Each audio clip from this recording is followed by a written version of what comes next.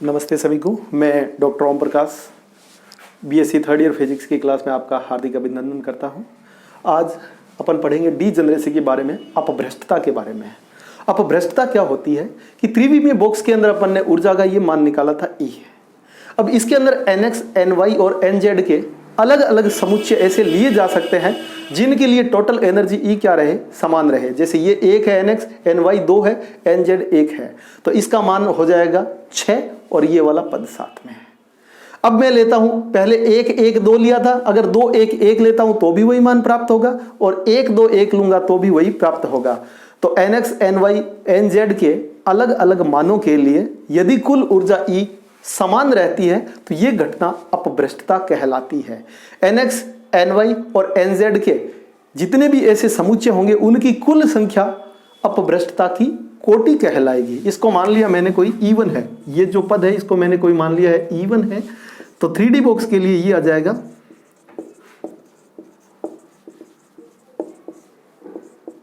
और NX, NY और NZ है, ये प्राकृत संख्याएं होंगी, नेचुरल नंबर होंगी, 1 से चालू होगी। तो E का जो मिनिमम मान है,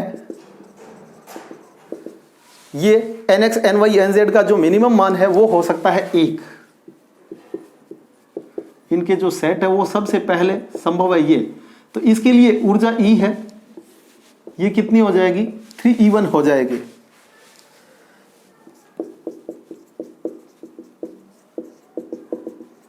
उसके बाद में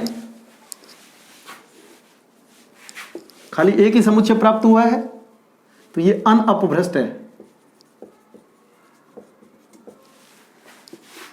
इसके अलावा अगला हो सकता है 1 2 1, 2 1 1 और 1 1 2। इन तीनों के लिए ही 1 का स्क्वायर प्लस 2 का स्क्वायर प्लस 1 का स्क्वायर E1, ये एनर्जी आ जाएगी। तो ये हो गई अपने पास 6 E1। तो अगला जो E का मान है वो होएगा 6 E1 और इसमें कितने सेट आ रहे हैं, 3 सेट आ रहे हैं, तो ये डीजनरेट है, अपभ्रष्ट है और अपभ्रष्टता की कोटि G है वो कितनी है, 3 है। उसके बाद ऊर्जा का जो अगला मान संभव है 3 6, उसके बाद अगला मान आएगा वो आएगा 9। जब 1 2 2 हो, 2 2 1 हो या फिर 2 1 2 हो, तो 2 का स्क्वायर 4, 1 का स्क्वायर 5 और 2 का स्क्वायर फिर 4, तो हो गया 9 E1 हो जाएगा। तो इसमें भी अपभ्रष्टता की कोटि कितनी होगी, 3 होगी, 3 सेट अपने को प्राप्त हो रहे हैं।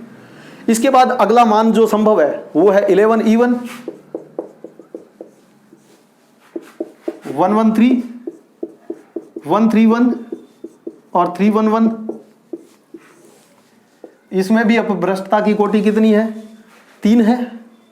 इसके बाद अगला कौन सा मान संभव होगा, अगर 1 2 3 अपन लेते हैं तो 3 का स्क्वायर 9 और 4 13 और 1 14 आता है।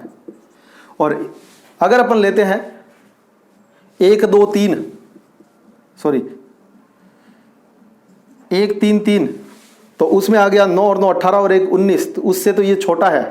इसके अलावा और देखते हैं कोई सेट हो सकता है क्या, 2 2 2 अगर लें तो 4 4 और 4 12 हो जाएगा। तो अगला सेट आएगा 2 2 और 2, इसके लिए 12 E1 और खाली एक ही सेट प्राप्त होगा। G का मान 1 है, मतलब अनअपभ्रष्ट कहलाएगा ये ऊर्जा स्तर। उसके बाद अगला 1 2 3 वाला आएगा,